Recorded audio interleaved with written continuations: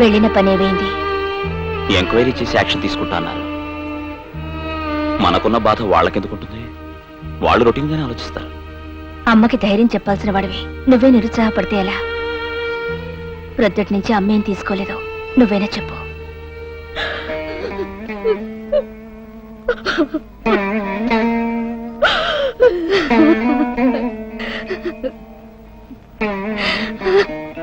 మనల్ని అర్ధంతరంగా వదిలేసి వెళ్ళిపోయారా మీ నాన్న.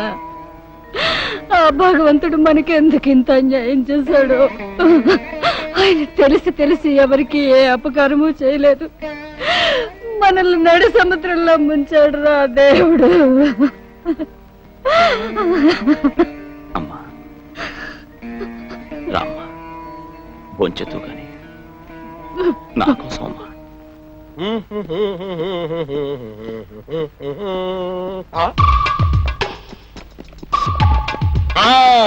ముందు మనీ బ్యాగ్ తో పరిగెత్తుకొస్తున్నాడంటే ఖచ్చితంగా దొంగ అయి ఉంటాడు.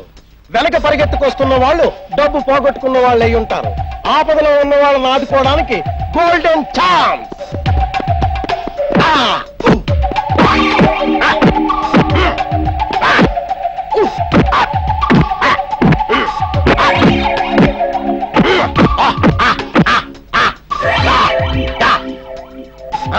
నా డబ్బు, నా డబ్బు!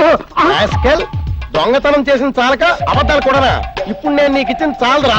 పోలీసులు లాఠీతో కోటింగ్ ఇస్తే అప్పుడు బుద్ధి వస్తుంది. Police police! దొంగనే వాడు దొంగతనం చేసి పరిగెడుతుంటే జనం వెంటబడి పట్టుకోండి అని పరిగెడతారు.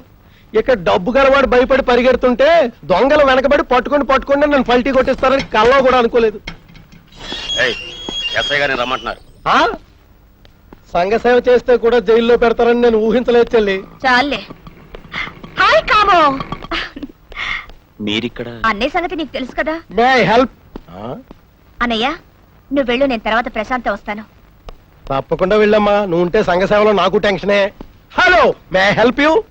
అదేంటి సార్, కేసు పెట్టి ఒక వారం అయింది, ఇంతవరకు మీరే యాక్షన్ తీసుకోలేదు. హంతకుడు ఎవరో తెలిసి కూడా అరెస్ట్ చేయలేదు. ఎవరి మీద యాక్షన్ తీసుకోవాలి? లచ్చన్న మీద. లచ్చన్న? రాచకొండ లచ్చన్న? సాక్ష్యం ఏమైనా ఉందా? మా అమ్మ చెల్లి కళ్ళారా చూశారు. ఆహా, అంటే మీ అమ్మ చెల్లి ఎవరి పేరు చెప్తే వాళ్ళని అరెస్ట్ చేయాలా? వేరే ఎంక్వైరీ ఏమి చేయక్కర్లేదా? జరిగిన హత్యకు ప్రత్యక్ష సాక్షులు వాళ్ళు. అక్కడ ఉన్నది వాళ్ళిద్దరే అయితే వాళ్లే నీ తండ్రిని చంపలేదని గ్యారెంటీ ఏమిటి? ఈ కేసు మాఫీ చేయడానికి లచ్చన్న దగ్గర లంచం తీసుకోలేదని గ్యారెంటీ ఏంటి? Don't talk rubbish. చూడు మిస్టర్, పోలీసులంటే పొగరబోతులు కాదు, ప్రొటెక్టర్స్. కళ్ళు తెరిచి నిజం తెలుసుకుని కాపాడడం నేర్చుకో. నీ నీతులు వినడానికి కాదు మేము కాకి బట్టలు వేసుకున్నది. ఎస్ఐ గారు మీరే అనవసరంగా గొడవ పడుతున్నారు. ఏం పని నీకు? నీ పని అయిపోయిందిగా, వెళ్ళి బయటికి వెళ్ళా. అట్టమైన వాళ్ళకి సమాధానం చెప్పాలి. Inspector, mind your tongue. Give respect and take respect. ఆవిడ నా కాబోయే భార్య. మిస్టర్ ఎస్ఐ, లచ్చన్న లాంటి నీచుల దగ్గర ఎంగిలి మాంసం ముక్కలు తిని కండలు పెంచిన నీలాంటి వాళ్ళు డిపార్ట్మెంట్ లో ఉండడం పోలీసులకే అవమానం. నువ్వు ఒక్కడివే మొత్తం డిపార్ట్మెంట్ అనుకోకు. నీ పైన కూడా ఇంకా అధికారులు ఉన్నారు. వాళ్ళ ముందు నీ నిజస్వరూపం బయట పెడతా. కాబడ్డా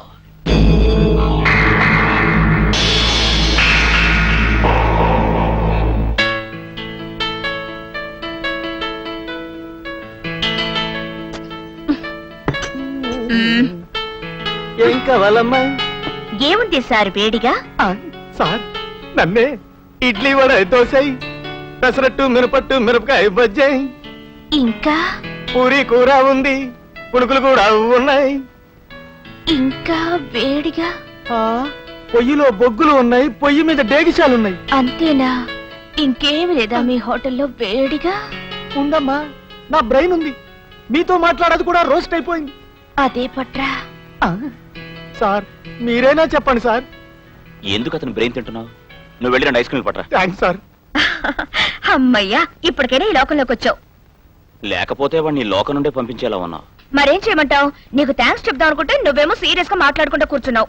థ్యాంక్సా? ఎందుకు? ఇందాక నువ్వు నన్ను కాబోయే భార్యని చెప్పినందుకు థ్యాంక్స్ కామో. నా మీద నీకున్న ప్రేమకి ఓ బహుమతి ఇద్దామనుకుంటున్నాను.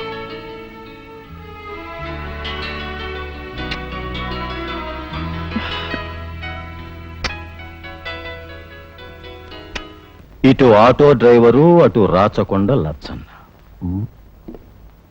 ఆటో వచ్చి లారీని గుద్దినా, లారీ వెళ్లి ఆటోని గుద్దినా ఆటోమేటిక్ గా నష్టపోయేది ఆటోయే. ఏమంటావ్? ఏంటి సార్ మీరు చెప్పేది? అబ్బా, డైరెక్ట్ గా చెప్పేస్తున్నానయ్యా. లచ్చన్న మీద మా డిపార్ట్మెంట్కి వచ్చిన మర్డర్ కేసుల్లో మీ నాన్నది ఎందుకులే. ఇదిగో, అతనితో గొడవ పెట్టుకుని నువ్వేమీ సాధించలేవు గాని నీ మంచి కోసమే చెప్తున్నాను, కేసు విత్డ్రా చేసుకో. సార్ చూడు బాబు, చచ్చిపోయిన మీ నాన్న ఎలాగూ తిరిగిరాడు. బ్రతికున్న మీరైనా హాయిగా ఉండండి అయ్యా. కాకి బట్టలేసుకుని లా అండ్ ఆర్డర్ని రక్షించాల్సిన మీరే ఇలా మాట్లాడితే ఎలా సార్?